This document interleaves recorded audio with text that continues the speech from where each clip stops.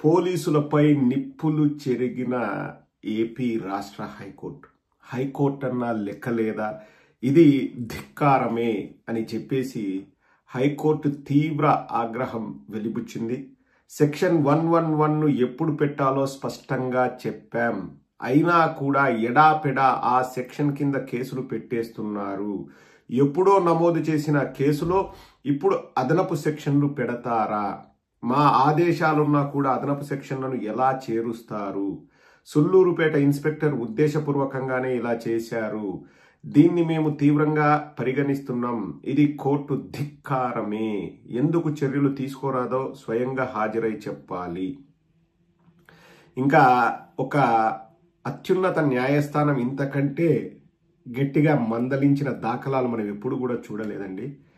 మా అధికారాన్నే సవాలు చేస్తున్నారు, పరిధులు దాటి వ్యవహరిస్తున్నారు అని చెప్పేసి హైకోర్టు వాళ్ళు తీవ్ర ఆగ్రహాన్ని వెలుబుచ్చారు. నిప్పులు చెరిగారు, మొటిక్కాయలు వేశారు పోలీస్ డిపార్ట్మెంట్ పై. ఇక్కడ మనం పోలీసులని డైరెక్ట్గా అనడానికి వీల్లేదండి. ఎందుకంటే వాళ్ళ పనిని వాళ్ళు సక్రమంగా నిర్వర్తించడానికి వీల్లేకుండా అక్కడి నుంచి ఆర్డర్స్ వస్తాయి. ఆ అక్కడ అన్నది ఎక్కడో మీ అందరికీ కూడా బాగా తెలుసు. వాళ్లకు రోజు బ్రీఫింగ్లు వస్తాయంట. లేదు వాడిని వెళ్ళి పట్టుకో, వీడిని వెళ్ళి పట్టుకో, వాడిని పైన కేసు పెట్టు, వీడిపైన కేసు పెట్టు, వాడేదో చిన్న పోస్ట్ పెడితే 111 కేసు పెట్టు వాడిపైన. సార్ పెట్టకూడదు కదా సార్ అంటే, మీకెందుకు మేము చెప్తున్నాం కదా, అక్కడొక్కడే కాదు ఒక 17 చోట్ల మేము కేసులు పెడతాము. ఇది ఏ ఒక్క చోటో జరిగే విషయం కాదు, తంతు కాదు.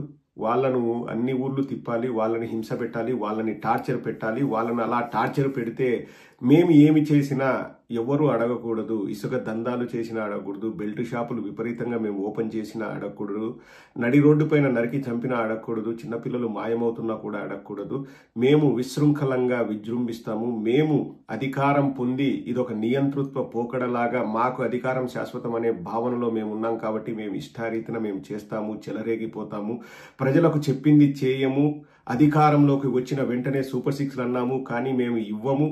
ఎందుకు ఇవ్వము అన్న కారణం కూడా మేము ఏం చెప్తామంటే, జగన్మోహన్ రెడ్డి గారి పైన మేము బురద జల్లే ప్రయత్నం చేస్తాం. అటుపక్క నుంచి ఎవరైనా జగన్మోహన్ రెడ్డి గారికి ఏం సంబంధము అంటే వాళ్ళపైన 111 కేసులు పెట్టండి, వాళ్ళని జైళ్లలో పెట్టండి, జైళ్లలో మగ్గనివ్వండి అని చెబుతూ వీళ్ళు చేస్తుంటే లాస్ట్కి హైకోర్టు కూడా అసహనం వ్యక్తం చేసి చికాకు పడి హైకోర్టుకి అత్యున్నత న్యాయస్థానానికి చిర్రెత్తుకొచ్చి మొటిక్కాయలు వేసే కార్యక్రమం చేస్తుంది ఈరోజు హైకోర్టు. ఎంత దారుణంగా ఉన్నాయండి రాష్ట్రంలో పరిస్థితులు.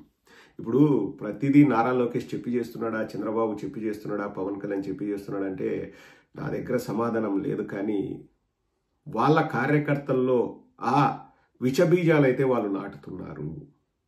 100 కేసులు పెడతాం అవతల వారిపైన, మీ పైన ఒక్క కేసు కూడా మేము పెట్టము అన్నదానికి చక్కటి ఉదాహరణ నిన్న ఆ చేబ్రోలు కిరణ్ అనే వ్యక్తి మాట్లాడిన మాటలు.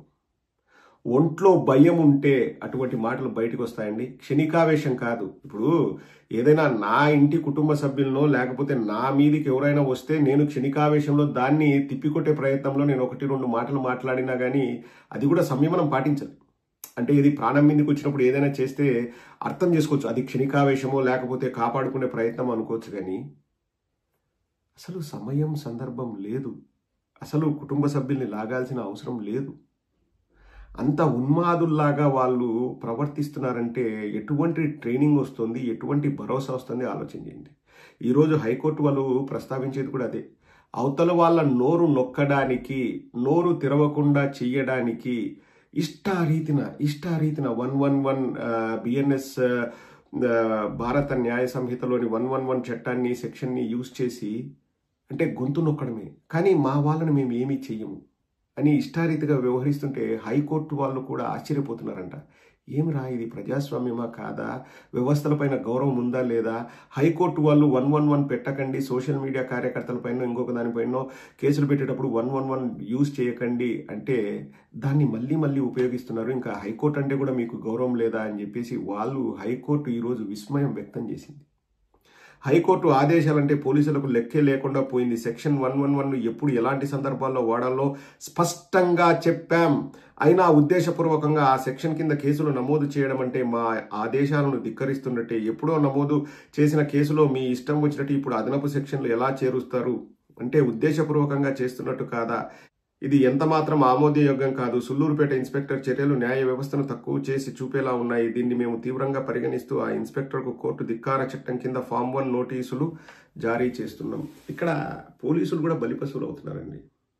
అంటే పోలీసు వ్యవస్థని మేము అడ్డుగోలుగా వాడుకుంటామని చెప్పేసి వాళ్ళు ఇలా బహిరంగంగా, ఇప్పుడు నారా లోకేష్ ఎక్కడ గొప్ప అనుకుంటున్నాడంటే అండి, మేము ఇష్టారీతిన కేసులు పెడతాము, ఇష్టారీతిన చెలరేగిపోతాము, ఇష్టారీతిన మేము ప్రభుత్వాన్ని నడుపుతామంటే అదేదో కొత్త పిచ్చోడు పొద్దురగడు అంటారు కదా, ఆ టైపులో ఏదో సునకానందం పొందుతున్నాడు. అబ్బా చూసారా నన్ను చూసి ఎంత భయపడుతున్నారు అని.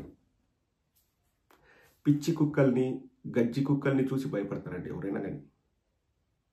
మామూలుగా జనజీవన స్రవంతిలో తిరిగే వాటి గురించి మాట్లాడుతున్నాను. ఇంకా అంతకంటే మనకు భయపడాల్సిన అవసరం ఎందుకుంటుందండి? మన పనులు మనం చక్కగా చేసుకుంటుంటే మన జోలికి ఎవరు రారు.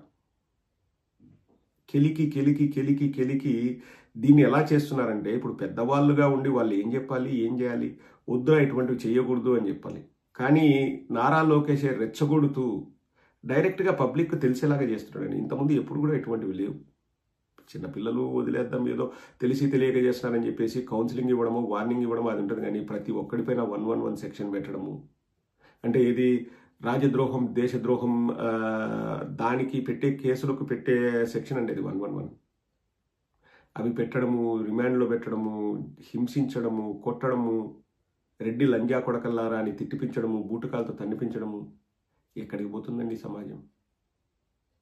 నారా లోకేష్ గారికి చెప్తున్నాను, లోకేష్ గారు మీరు ఈరోజు ఏదో నేను ఎర్రబుక్కు రాజ్యాంగాన్ని అమలు చేస్తున్నాను, నాకు సొంత రాజ్యాంగం ఉంది, నాదొక సపరేట్ దేశం, ఇది ఆంధ్రప్రదేశ్ భారతదేశంలో లేదు, అంబేద్కర్ గారి రాజ్యాంగాన్ని నేను కంప్లీట్గా పక్కన పెడుతున్నాను, నా ఎర్రబుక్కు రాజ్యాంగాన్ని నేను అమలు చేస్తున్నాను అని చెప్పేసి మీరు సునకానందం పొందుతున్నారేమో.